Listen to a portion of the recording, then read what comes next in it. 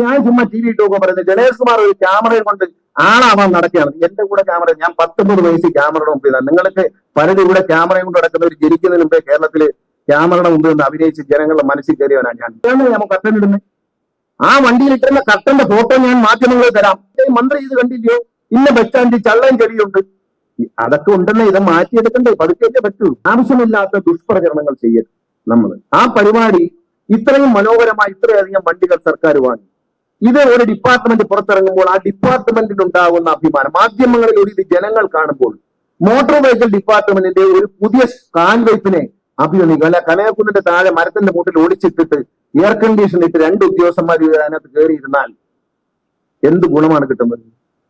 അത് തെറ്റാണ്, അങ്ങനെ ചെയ്യരുതെന്ന് ഞാൻ പറഞ്ഞിരുന്നു. വണ്ടികൾ ഇതുപോലെ നിരത്തിയിട്ട് എല്ലാവർക്കും കാണണം, ജനങ്ങൾ കാണണം, മാധ്യമങ്ങൾ കാണണം, സോഷ്യൽ മീഡിയ കാണണം, റീൽ എടുക്കുന്നവർ കാണണം, യൂട്യൂബേഴ്സ് കാണണം.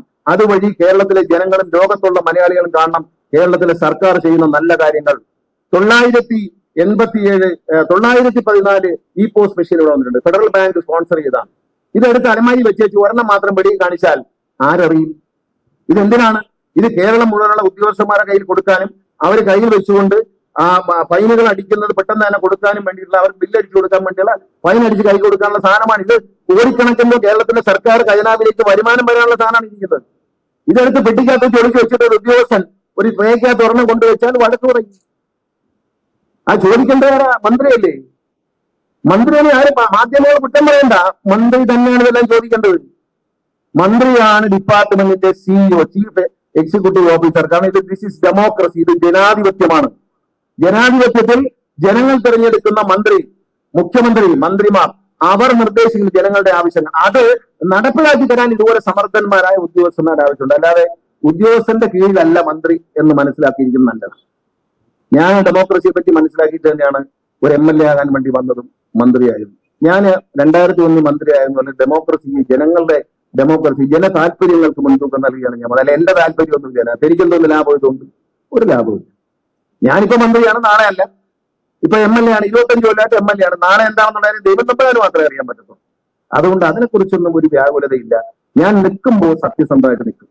കഴിഞ്ഞ ദിവസം പറഞ്ഞ ഒരു ബസിന്റെ മുമ്പിൽ കുപ്പിയിട്ടു. ആരാണ് പരിപാടി മനസ്സിലാക്കണം, എന്താണ് നിങ്ങൾ ചെയ്യുന്നതെന്ന് ചില മാധ്യമങ്ങൾ മനസ്സിലാക്കണം. ഞാൻ അവിടെ ഇറങ്ങി ഈ കുപ്പി ഇടുന്നത് ശരിയല്ല, നിങ്ങൾക്ക് KSRTC MD നിർദ്ദേശം ഇവിടെ ഇടാൻ പാടില്ല എന്ന് പറഞ്ഞു. ഇടാൻ പാടില്ല, കാരണം KSRTC MD കൊടുത്തേക്കുന്ന റിപ്പോർട്ടിൽ പറയുന്നത് ചരട് കെട്ടി കർട്ടൻ ഇടരുത്, ഡ്രൈവറുടെയും യാത്രക്കാരുടെയും പറയും. എന്താണ് നമ്മൾ കർട്ടൻ ഇടുന്നത്?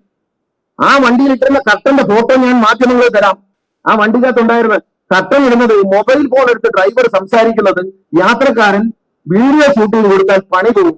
അത് ചെയ്യാതിരിക്കാൻ വേണ്ടി ഒരു അഴുക്ക തുണി എന്റെ ഉണ്ട് എന്റെ പടം. ആ വണ്ടി തിരുവനന്തപുരം വന്നപ്പോൾ പരിശോധിച്ച പടമുണ്ട്. ഒരു കയർ ഇങ്ങനെ കെട്ടിയിട്ട്, ഈ ഡ്രൈവറെ പുറകിൽ ഒരു കയർ ഇങ്ങനെ കെട്ടിയിട്ട് അതിലൊരു ചുമന്ന അഴുക്ക തുണി തൂക്കിയിട്ടിരിക്കുക. ഒരു അഴുക്കായ ഒരു തുണി, കൂറ തുണി, അത് തൂക്കിയിട്ടിരിക്കുകയാണ്. അത് തൂക്കിയിട്ടേക്കുന്ന എന്തറിയാം? ഈ ഡ്രൈവർ മൊബൈൽ എടുത്ത് സംസാരിക്കുമ്പോൾ യാത്രക്കാരൻ കണ്ടാൽ അപ്പൊ തന്നെ വീഡിയോയിൽ പകർത്തും, വണ്ടിക്കകത്ത് നിന്ന് അപ്പഴേ അയച്ചു കൊടുക്കും, പണി സസ്പെൻഷനിലാവും. അതൊക്കെ ചെയ്യാൻ പാടില്ലാത്ത, ചെയ്യരുത്, ഇത് ചെയ്യരുത്. കുപ്പിയെടുത്തിടരുത്, പ്ലാസ്റ്റിക് കുപ്പികൾ അതിനകത്ത് ഉപയോഗിക്കാൻ പാടില്ല എന്നെല്ലാം പറഞ്ഞതിന് ശേഷം ഈ പേരുകട ബസ് സ്റ്റേഷൻ ജോലി ചെയ്യുന്ന KSRTC ജീവനക്കാർ പറഞ്ഞിട്ട്, നിങ്ങൾ ശുചിത്വ ഹരിത കേരള മിഷന്റെ ശുചിത്വ പദ്ധതിയിൽ പങ്കെടുത്ത് ഇവിടെ മുഴുവൻ വൃത്തിയാക്കിയില്ലേ? ഈ ഓഫീസുകളെല്ലാം നിങ്ങൾ വൃത്തിയായി സൂക്ഷിക്കുന്നില്ലേ? മാധ്യമങ്ങൾ മനസ്സിലാക്കണം, മോട്ടോർ വെഹിക്കിൾ ഡിപ്പാർട്ട്മെന്റിലും KSRTCയിലും സ്മാർട്ട് സാറ്റർഡേ എന്നൊരു പ്രോഗ്രാം ഉണ്ട്. അതായത് ശനിയാഴ്ച ദിവസം ആരും തന്നെ ഓഫീസിൽ ഉച്ചയ്ക്ക് ശേഷം ജോലി ചെയ്യണ്ട എന്ന് ഗണേഷ് കുമാർ മന്ത്രിയായ ശേഷം നിർദ്ദേശിച്ചിട്ടുണ്ട്. ആ സമയത്ത് ആ ഓഫീസിലെ RTO മുതൽ അവിടുത്തെ സ്വീപ്പർ വരെയുള്ള ആളുകൾ ഒരുമിച്ച് ഒരു ടീമായിട്ട് ഓഫീസ് ക്ലീൻ ചെയ്യുക എന്നുള്ളതാണ്. ഓഫീസ് ക്ലീൻ ചെയ്തിട്ട് ശനിയാഴ്ച വൈകിട്ട് പൂട്ടിയിട്ട് പോവാം. സെക്കൻഡ് സാറ്റർഡേ ആണെങ്കിൽ ഫ്രൈഡേ ഉച്ചയ്ക്ക് 1 മണിക്ക് ശേഷം ഒരു ഫയലും കൈകാര്യം ചെയ്യേണ്ട. നിങ്ങൾ ഇതെല്ലാം വൃത്തിയാക്കി, എല്ലാം വാരി അടുക്കി, പൊടിയെല്ലാം തുടച്ച്, ഫാനെല്ലാം വൃത്തിയാക്കി, ബാത്റൂം വരെ ക്ലീൻ ചെയ്തിട്ട് പൂട്ടിയിട്ട് പോവുക. തിങ്കളാഴ്ച വരുമ്പോൾ ഫ്രഷ് ആയിട്ട് ഓഫീസ് തുറന്ന് ജോലി കയറാം. മാത്രമല്ല, ഇത്തരത്തിൽ ഫയലുകൾ അടുക്കി വെക്കുമ്പോൾ ആ ഓഫീസിലേക്ക് സ്ഥലം മാറി വരുന്ന ഒരു ഉദ്യോഗസ്ഥന് ആഴ്ചകൾ കൊണ്ട് ഈ ഓഫീസിലെ എല്ലാ ഫയലുകളും എവിടെയാണ് ഇരിക്കുന്നത് ആരോടും ചോദിക്കാതെ അറിയാൻ പറ്റും. കാരണം ഇദ്ദേഹം കൂടെ ചേർന്നാണല്ലോ ഇത് അടുക്കി വെക്കുന്നത്. ആ ഒരു അര ദിവസം കൊണ്ട് ഒന്നും ഈ രാജ്യം സംഭവിക്കാനില്ല. പക്ഷെ ഓഫീസ് വൃത്തിയായിരിക്കും. സ്മാർട്ട് സാറ്റർഡേ പ്രോഗ്രാമിന്റെ ഭാഗമായി RTO ഓഫീസിലെ ഉദ്യോഗസ്ഥന്മാരെ കൊണ്ട് കേരളം ഒട്ടുക്കും എല്ലാ ഓഫീസിലും നടന്ന സർവ്വ മാലിന്യവും മാറ്റി. അതുപോലെ ഈ വേസ്റ്റ്, കമ്പ്യൂട്ടറുകളുടെ പഴയ ചീത്തയായ കമ്പ്യൂട്ടർ, ഇത് മുഴുവൻ നമ്മൾ റിമൂവ് ചെയ്തിട്ടുണ്ട്. ഒരു ഓഫീസിലും ഇല്ല. നിങ്ങൾ പോയി പരിശോധിക്കൂ. വൃത്തിയുണ്ടോ എന്ന് പരിശോധിക്കൂ. പിന്നെ അത് കാണുമ്പോഴത്തേക്കും മന്ത്രി ഇത് കണ്ടില്ലയോ, ഇന്ന ബസ് സ്റ്റാൻഡിൽ ചള്ളയും ചെടിയുണ്ട്, അതൊക്കെ ഉണ്ടെന്ന് ഇത് മാറ്റിയെടുക്കണ്ടേ, പതുക്കെ പറ്റൂ. ഒരു ദിവസം രാവിലെ ഇങ്ങനെ മാജിക്ക് വടി ഇങ്ങനെ കാണിക്കുമ്പോൾ ഇതെല്ലാം മാറാൻ ഞാൻ മുതുകാടാണോ? അല്ല. അപ്പൊ മാജിക്കൽ വടിയൊന്നും നമ്മുടെ കയ്യിലില്ല, അലാവുദ്ദീന്റെ അത്ഭുതങ്ങളൊന്നും ഇല്ല. പക്ഷേ വളരെ വിഷമത്തിൽ കിടക്കുന്ന ഒരു സാധനത്തെ കുറേശ്ശെ പരിഷ്കരിച്ചു കൊണ്ടുവരികയാണ്. ഇപ്പൊ ബഹുമാനപ്പെട്ട MLA ഇവിടെ തന്നെ ഈ ബസ് സ്റ്റാൻഡിന്റെ താല്പര്യ പ്രകാരം അനുവദിച്ചുകൊണ്ട് ഡിസൈൻ കഴിഞ്ഞ ദിവസം അദ്ദേഹം കൂടി ഇരുന്ന് ഫൈനലൈസ് ചെയ്തിട്ടുണ്ട്. ഈ പഞ്ചായത്ത് ഇലക്ഷൻ കഴിയുമ്പോൾ പണി തുടങ്ങത്തക്ക രീതിയിൽ, ഈ മുനിസിപ്പൽ കോർപ്പറേഷൻ ഇലക്ഷൻ കഴിയുമ്പോൾ പണി തുടങ്ങത്തക്ക രീതിയിൽ ടെൻഡർ വിളിക്കാനാണ് ഉദ്യോഗസ്ഥന്മാർക്ക് നിർദ്ദേശം കൊടുത്തിരിക്കുന്നത്. ഇനിയിപ്പോ ഇലക്ഷന്റെ നോട്ടിഫിക്കേഷൻ വന്നാൽ അതിന് ചില താമസം വരും. പക്ഷേ എങ്കിൽ പോലും ടെക്നിക്കൽ സാങ്ഷൻ എല്ലാം വാങ്ങി, അതിന്റെ ഭരണാനുമതിയായി ടെക്നിക്കൽ സാങ്ഷൻ ഒക്കെ വാങ്ങി ഡിസൈൻ അപ്രൂവ് ചെയ്ത് അതിനെ ടെൻഡറിലേക്ക് പോകാൻ ബഹുമാനപ്പെട്ട ഇലക്ഷൻ കമ്മീഷന്റെ അനുമതി തേടും. ടെൻഡർ തുറക്കരുതെന്നേ ഉള്ളൂ. ടെൻഡർ വിളിക്കാം, പക്ഷെ തുറക്കുന്നതിന് ഇലക്ഷൻ കഴിയാൻ പറ്റത്തില്ല. തുറന്ന ഉടൻ തന്നെ പണി തുടങ്ങത്തക്ക രീതിയിൽ അതിന് അങ്ങനെയാണ് നമ്മുടെ തീരുമാനം. സംസ്ഥാനത്തെ മുഴുവൻ ബസ് സ്റ്റേഷനുകൾ നവീകരിക്കാൻ കൊട്ടാരക്കര, ചെങ്ങന്നൂർ, ചങ്ങനാശ്ശേരി, കായംകുളം, കൊല്ലം, ആറ്റിങ്ങൽ, തൃശൂർ, മലപ്പുറം, ഇതെല്ലാം മലപ്പുറം ബസ് സ്റ്റേഷനൊക്കെ നിങ്ങളൊന്ന് കണ്ടു നോക്കുക, എത്ര മനോഹരമാണ്. എന്റെ 2ാം ഘട്ടം പണി തുടങ്ങാനായിട്ട് ഭരണാനുമതിയായിട്ടുണ്ട്. ഇതെല്ലാം ഇന്ന് കോതമംഗലം ബസ് സ്റ്റേഷൻ നാളെ ഉദ്ഘാടനം. നിങ്ങളെല്ലാവരും മനസ്സിലാകും, നമ്മൾ ഒരു ഘട്ടമായി ഇതിനെ നന്നാക്കി കൊണ്ടുവരിക. പുതിയ വണ്ടി വരുമ്പോൾ അതിൻ്റെതായ എഫിഷ്യൻസി ഉണ്ടാകും. നമ്മളെ ഉദ്യോഗസ്ഥന്മാർ കൂടുതൽ എത്തിച്ചേരാൻ കഴിയും. അവർക്ക് അവരുടെ ജോലി കൃത്യമായി ചെയ്യാൻ. പല ഓഫീസുകളിലും വണ്ടിയില്ല. ഉടനെ എന്താ മന്ത്രിയുടെ സൗകര്യത്തിന് മാറ്റിയിട്ടിരിക്കുകയാണ്, വാങ്ങാത്തില്ല.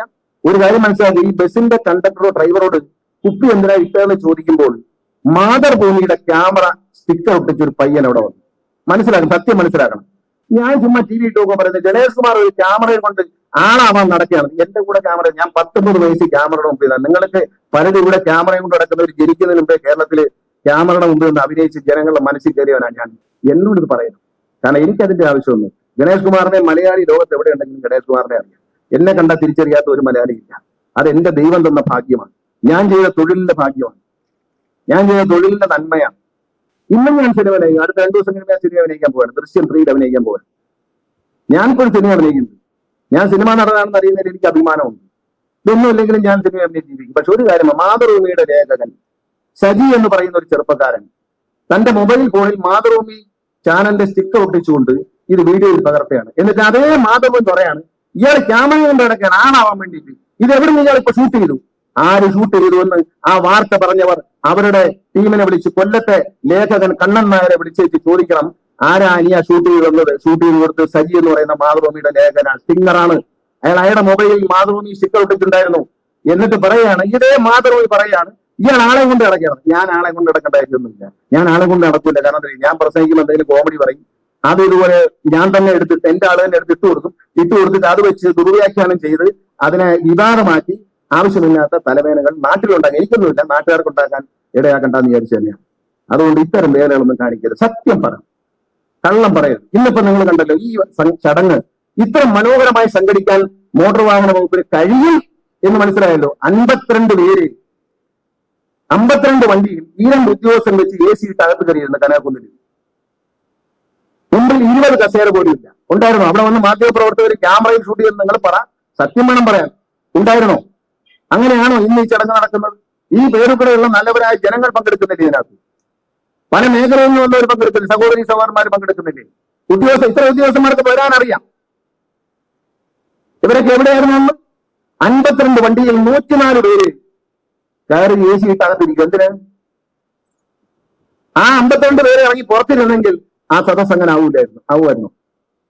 അതുകൊണ്ട് അത്തരം സർക്കാരിനെ ലജ്ജിപ്പിക്കുന്ന തരത്തിൽ, അത് ജനങ്ങളെ അപമാനിക്കുന്ന തരത്തിലുള്ള ഇത്തരം പരിപാടികൾ അംഗീകരിക്കാൻ പറ്റത്തില്ല. അതിനി എന്ത് പറഞ്ഞാലും എനിക്ക് ഒരു പരാതിയില്ല. ഞാൻ എടുത്ത നിലപാട് ശരിയാണെന്ന് വിശ്വസിക്കുന്ന ആളാണ്. ഇത്രയധികം വാഹനങ്ങൾ കേരളത്തിലേക്ക് വരുമ്പോൾ മോട്ടോർ വാഹന വകുപ്പിൽ ഉണ്ടാകുന്ന എൻഫോഴ്സ്മെന്റിൽ ഉണ്ടാകുന്ന പുരോഗതി, ആ പുരോഗതി നമ്മൾ തിരിച്ചറിയണം.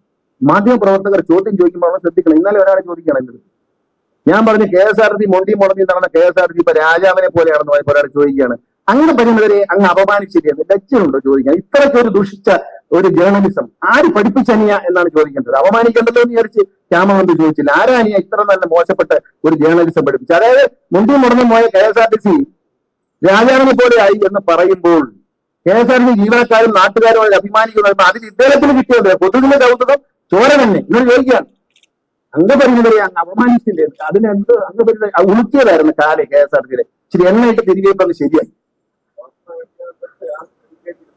ഡോക്ടറെ വെട്ടിട്ട്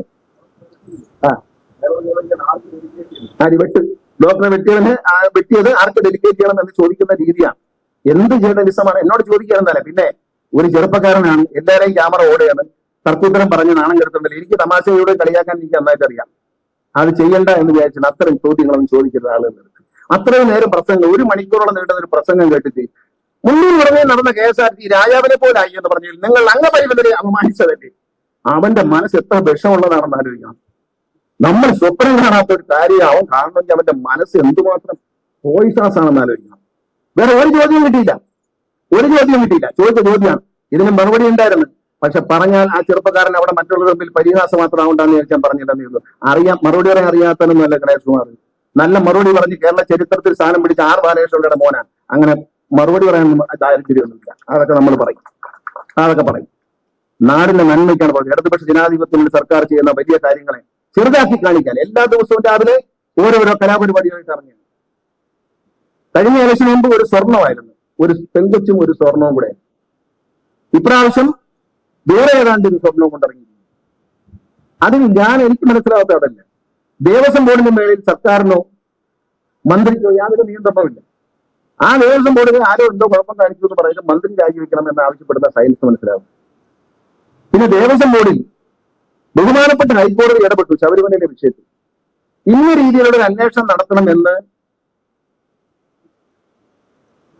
ബഹുമാനപ്പെട്ട ഹൈക്കോടതി നിർദ്ദേശിച്ചു. ആ അന്വേഷണം നടന്നുകൊണ്ടിരിക്കുകയാണ്.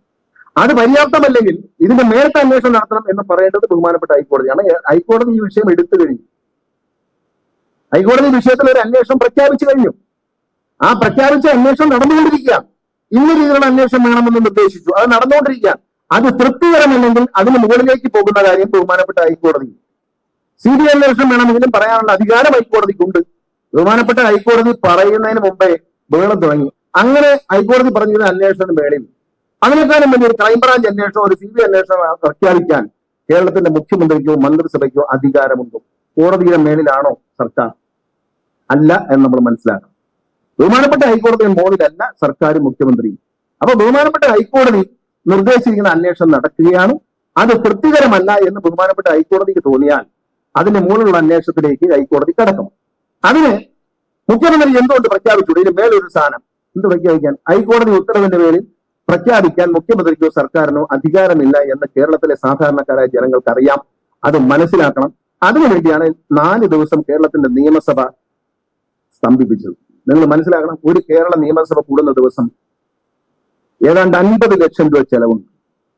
4 ദിവസം ഈ സ്തംഭിപ്പിച്ചതോടുകൂടി പ്രതിപക്ഷം കേരള സർക്കാരിന്റെ ഖജനാവിലെ 2 കോടി രൂപയാണ് നശിപ്പിച്ചതെന്ന് തിരിഞ്ഞു പോകുമ്പോൾ ഓർത്തേച്ച് വേണം പോകാൻ എന്ന് എനിക്ക് പറയാനുള്ളത്.